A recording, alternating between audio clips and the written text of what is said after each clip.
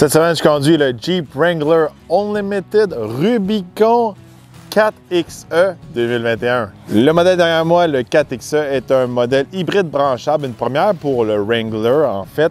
On a une autonomie d'environ 35 km complètement sur l'électrique. Alors, on a un petit peu le meilleur des deux mondes. On a une autonomie électrique ainsi que la capacité d'avoir la motorisation hybride. Alors, on n'a pas de limite d'autonomie comme un modèle 100% électrique. Quand on fait pour reconnaître les modèles 4XE, c'est facile. On a beaucoup de touches de bleu. D'abord, on a les petits crochets ici à l'avant en bleu. Si on passe au capot, on a une touche encore en bleu avec le 4XE. Le modèle cette semaine, c'est un Rubicon. Alors, alentour des lettres Rubicon, c'est tout en bleu encore une fois. Ici, on a le port pour recharger le modèle. Donc, on peut constater à l'intérieur, on a quand même une protection. Il ne faut pas oublier que c'est un Jeep, c'est fait pour faire du hors-route. Alors, on a une petite protection supplémentaire pour le Jeep. Si on continue encore une fois, du bleu, c'est un modèle Trail Rated. Alors, il est certifié pour aller dans la trail. Si on se déplace vers l'arrière maintenant, on a toujours notre endroit pour mettre le gaz juste ici. Et finalement, on a notre logo 4XE à l'arrière et encore une fois, les crochets dans le pare-choc. Le modèle LS cette semaine aussi est un Rubicon. Alors, c'est celui qui est de plus haut niveau pour les capacités hors route, même si c'est un véhicule hybride branchable. Alors, très capable de ce côté-là. On a les pare-chocs en métal à l'avant, prêts pour avoir un winch, tout ça. On a eu plusieurs modèles Rubicon ou Jeep à l'essai auparavant. Fait qu'on va aller un petit peu plus vite sur ce segment-là. Pneus de 33 pouces, différentiel qui se barre à l'avant, à l'arrière, la sway bar qui peut se déconnecter aussi. Un modèle extrêmement capable pour faire de la trail. Et encore une fois, pare-choc à l'arrière en métal et beaucoup d'autres options qui viennent avec le Rubicon. Alors, un modèle extrêmement bien équipé cette semaine. Côté espace cargo, on ne fait pas de sacrifice pour la batterie du hybride. Regardez, c'est le même espace que dans toutes les autres Wrangler Unlimited. On a des petits sacs pratiques pour amener notre câble pour recharger le véhicule, mais le reste, c'est pas mal la même chose que toutes les autres Wrangler. La seule différence qu'on va retrouver à l'intérieur, c'est vraiment à l'arrière pour les sièges. On voit ici un logo 4XE. C'est ici qu'on va retrouver les fameuses batteries pour notre modèle hybride branchable. Alors, si je lève ici le siège, on peut littéralement voir les batteries. On perd un peu d'espace de rangement de ce côté-là.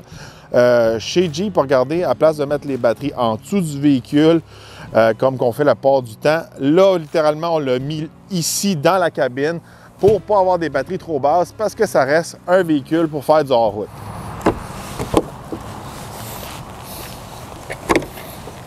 Sous le capot, on retrouve un 4 cylindres de 2 litres turbo jumelé à deux moteurs électriques qui sont propulsés par une batterie de 17 kWh. Ça donne un total de 375 chevaux et 470 de torque. Ce moteur est jumelé à une transmission 8 vitesses. Alors, un moteur assez intéressant sous le capot. On va aller voir sur la route si on peut faire des bonnes économies d'essence. Habituellement, un modèle Rubicon, c'est assez gourmand. Et aussi, il y a plusieurs modes de conduite que je vais vous montrer comment utiliser et comment maximiser le modèle hybride branchable du Wrangler 4XE.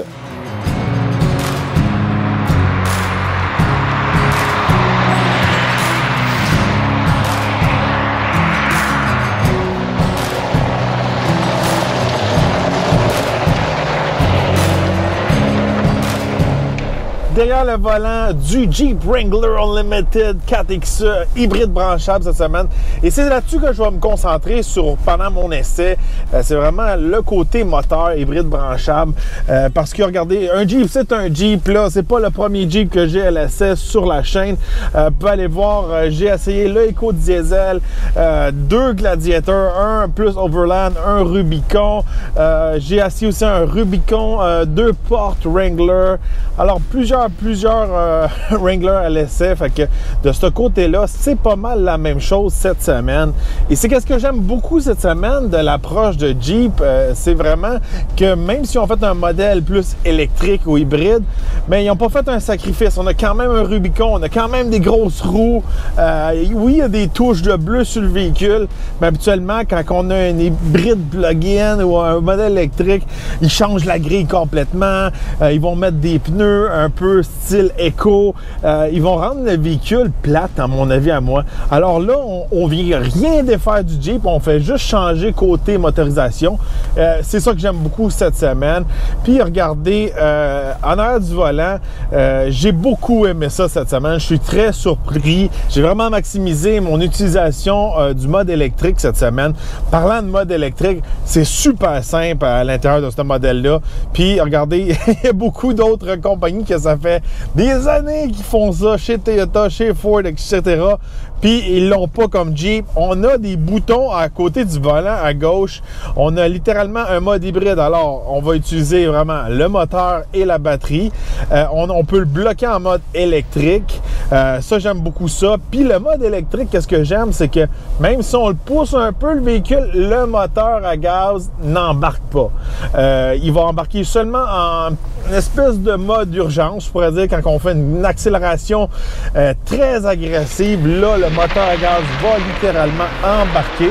Sinon, c'est très facile de rester en mode électrique.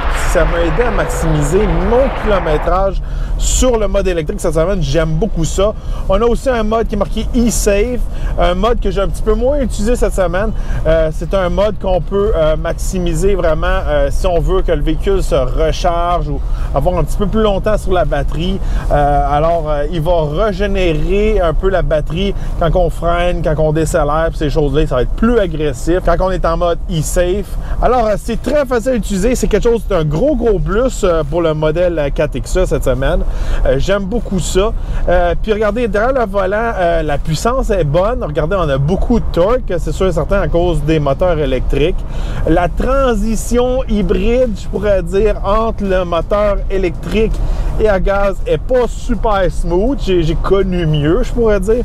Mais c'est pas un drame. Regardez, c'est le fun à conduire. C'est pas, je pourrais dire, aussi le fun que conduire le EcoDiesel. Le EcoDiesel, par contre, est beaucoup plus dispendieux. Ça, c'est une surprise pour moi cette semaine. J'ai beaucoup aimé mon essai avec le moteur diesel dans le Jeep.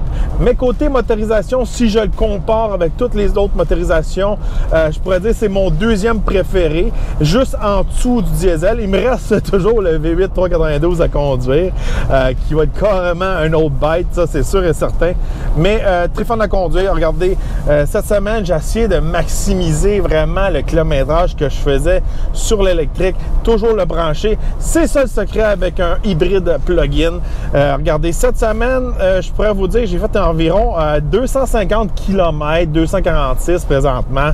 J'en ai fait 129 sur le mode hybride et j'en ai fait 116, 117 sur le mode électrique. Fait que j'ai quand même fait une bonne partie, presque la moitié sur électrique. C'est que j'ai vraiment maximisé mon kilométrage. Côté autonomie sur l'électrique, on peut faire environ 35 km. On peut peut-être aller un petit peu plus haut. On peut toucher peut-être aux 40 km. Mais il ne faut pas oublier que le modèle que j'ai cette semaine, c'est un modèle Rubicon. Alors, il est beaucoup plus pesant qu'un autre modèle. Gros pneus de 33 pouces, des bumpers en métal, des différentiels qui se bloquent. Fait que de ce côté-là, si pour vous, 40 km en mode électrique, c'est pas beaucoup, mais c'est peut-être que vous le comparez à une espèce de Ford Fusion ou quelque chose du genre. Là. Faut pas oublier qu'on est dans un véhicule off-road, puis qu'on est dans une boîte à savon, c'est pas aérodynamique, on est jacké dans les airs, on a des gros pneus, ces choses-là. De ce côté-là, je trouve ça excellent. Côté recharge, je pourrais dire, si vous voulez avoir 100% de batterie, si vous le pluguez juste à votre 110 à la maison, sans avoir un chargeur, ça peut prendre toute la nuit, environ 12 heures de temps. Et si vous avez accès à un chargeur qui est de stage 2, on va dire, là, ça peut prendre environ de 2 heures à 2h15.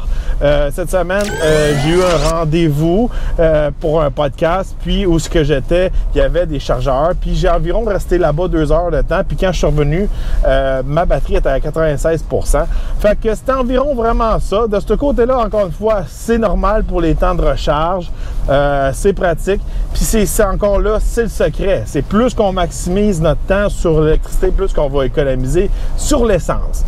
Parlons économie d'essence cette semaine. Regardez, c'est vraiment pour ça qu'on achèterait le modèle 4XE.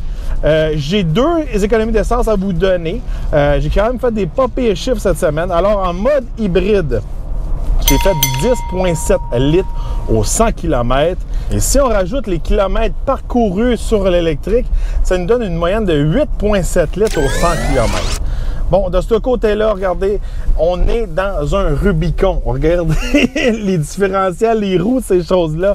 Habituellement, quand je suis dans un Rubicon comme ça, la dernière fois que j'en ai eu un, c'était un 2 portes. Alors, il était plus petit. Je faisais entre 16 à 18 litres au 100. Alors, avec la motorisation hybride branchable, on peut littéralement s'attendre à couper de moitié la consommation si on le compare au moteur V6. Bon, côté prix, on peut avoir un modèle de base avec la motorisation hybride branchable juste sous la barre des 55 000 $. Alors, en étant sous la barre des 55 000 $, on peut appliquer le rabais gouvernemental de 8 000 $. Et là, on tombe dans un Jeep hybride branchable pour environ 43 688 $. Je trouve que c'est un très bon prix. Ça, c'est sûr et certain, on n'a pas le modèle tout équipé. C'est un modèle plus bas de gamme, mais quand même pas un modèle de base. Je trouve pour 43 000 après le rabais, c'est un très bon prix. Le modèle à l'essai cette semaine est juste au-dessus de 62 000 $. Là, pour les rabais qui sont applicables, ça dépend toujours du prix à l'achat, des programmes qui se passent avec le gouvernement, autant fédéral que provincial. 62 000, c'est plus abordable à regarder que le moteur éco-diesel que j'avais eu à l'essai. J'avais eu un modèle Overland avec l'éco-diesel, puis il montait dans les 70 000 $ de ce côté-là. La facture était dure à avaler pour un Wrangler. Mais là, avec le rabais, puis aussi les performances côté économie d'essence, le 4XE est très intéressant côté prix. Bon, est-ce qu'on fait des sacrifices quand on choisit le modèle hybride branchable? C'est pas le cas quand on choisit un Jeep. Habituellement, dans un hybride branchable d'une autre marque, des fois, il y a certains sacrifices qu'on doit faire, encore une fois, des fois sur le look, les pneus, ces choses-là. Cette semaine, aucun sacrifice. Le modèle est autant capable de faire du hors-route. On peut bloquer le différentiel en avant, en arrière, déconnecter la sway bar. Puis en plus, en ayant le torque électrique, ça va extrêmement bien pour faire du hors-route. On a vraiment du torque on demand qu'on appelle. Ça va très bien, c'est silencieux. On peut aller à des endroits peut-être qu'on n'irait pas auparavant parce qu'on fait pas de bruit. De ce côté-là, ça a un certain avantage. Puis aussi, on n'est pas limité dans l'autonomie de notre véhicule à cause que c'est un hybride branchable. Alors, même si notre batterie elle vient quasi vide, de ce côté-là, on a toujours le moteur à gaz, on a une certaine autonomie avec le côté essence. En tout, regardez, on a environ une autonomie totale au-dessus de 550 km, c'est très bien. Côté remorquage, la même chose, on peut tirer jusqu'à 3500 livres. Alors, je trouve que choisir le 4XE, il n'y a vraiment aucun compromis. Regardez, à moins que vous aimez le son du V6 ou le son d'un certain moteur en particulier. Oui, des fois, le changement entre le moteur et l'électricité est un petit peu brusque, je pourrais dire. Mais regardez, pour faire du hors-route, pour économiser de l'essence, pour avoir tout ce que le Jeep offre en général. Parce qu'habituellement, quand je conduis des modèles Rubicon, puis je vais à la station de gaz, puis je fais 18 litres au 100 km, je consomme plus que des gros pick-up. Je trouve que c'est dur un peu justifier un peu l'investissement côté gaz. Là, on perd pas en puissance, on coupe de moitié l'économie d'essence. Alors, c'est un gros plus que Jeep a fait en rajoutant le 4XE au line-up du Jeep Wrangler Unlimited. C'est sûr que ça ne change rien pour le reste du Wrangler. Côté espace, côté intérieur, tout ça. Il y a des touches de bleu à l'intérieur pour nous montrer que c'est un 4XE. Côté écran, ça va bien. Le reste, c'est tout pareil comme les autres Jeeps que j'ai eu. Je trouve que toujours qu'il manque un petit peu d'espace quand on est grand. Mais en arrière, ça reste quand même décent. J'aimerais ça qu'on puisse reculer un petit peu plus notre siège à l'intérieur. Mais côté intérieur, regardez, on reste Jeep. On a le toit qui s'ouvre automatiquement, on n'a pas besoin de l'enlever, c'est pratique. Là, il fait un petit peu froid cette semaine, je ne l'ai pas trop utilisé, je pourrais dire, mais regardez, le reste, ça reste Jeep, regardez, avec ses avantages et ses défauts. C'est le fun d'enlever tous les morceaux, c'est le fun d'ouvrir le toit, c'est le fun des capacités en route, mais regardez, là, c'est sûr et certain, on a un mode électrique, le véhicule est extrêmement silencieux, à l'intérieur de la cabine, c'est pas bien isolé, c'est un Jeep, on peut enlever des morceaux. auto. Alors, c'est sûr qu'on entend encore plus l'extérieur quand on est en mode électrique. C'est un sacrifice qu'il faut faire quand on a un Jeep qui se démange, je pourrais dire. Mais regardez, pour conclure, je pourrais dire que le 4XE, selon moi, le modèle hybride branchable est le meilleur achat, surtout avec le rabais du gouvernement. Je trouve qu'il est beaucoup plus agréable à conduire que les moteurs à gaz conventionnels. Le moteur diesel, très le fun à conduire, quand même économique, des économies qui se rapprochent du 4XE, mais côté prix, regardez, on faut rajouter un 7 à 8 000 $ de plus. Ça ne justifie pas de ce côté-là pour le moteur diesel. Fait que le 4XE m'a beaucoup surpris cette semaine. J'ai vraiment aimé ça. J'ai maximisé mon temps sur le mode électrique. Je suis allé au gym, je suis allé faire toutes mes épiceries. À chaque fois que je pouvais me connecter, je m'ai connecté. Si vous avez une approche un peu semblable, vous allez faire des grosses économies d'essence avec ce modèle 4XE. Alors dites-moi, quel est votre Jeep préféré? Quel est le moteur, pour vous, là, hybride branchable? Si c'est pas bon, ça vous prend le bon vieux V6 qu'il y a toujours eu dans les Wrangler Unlimited, ou vous attendez mon essai du V8 392 parce que vous vous dites que c'est peut-être un modèle de collection qu'on ne verra plus jamais dans le futur. Ça, j'ai très hâte. Alors, dites-moi votre avis dans les commentaires. N'oubliez pas de vous abonner, liker et partager la vidéo. Et on se revoit dans un prochain essai routier.